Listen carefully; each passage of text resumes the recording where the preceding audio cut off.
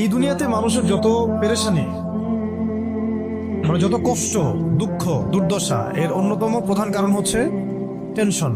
কিসের টেনশন? রিজিকের টেনশন, চাকরির টেনশন, ব্যবসার টেনশন, আহাল পরিবারের টেনশন, স্ত্রী সন্তান, ভবিষ্যতে কি করব। দুনিয়ার টেনশনই তো বেশি, যদিও টেনশন থাকার দরকার ছিল পরকালের বেশি।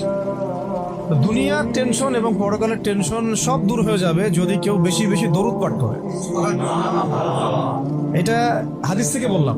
আর গোনা, আমল নামায় যে গোনাগুলো আছে এগুলো মিটে যাবে যদি কেউ বেশি বেশি দরুদ পাঠ করে।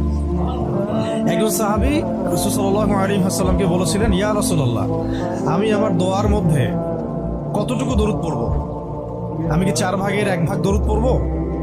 নবীজি বলেছেন সাল্লাল্লাহু আলাইহি ওয়াসাল্লাম, তুমি পড়তে পারো, চাইলে আরো বাড়াতে পারো, বাড়ালে তোমার জন্য উত্তম।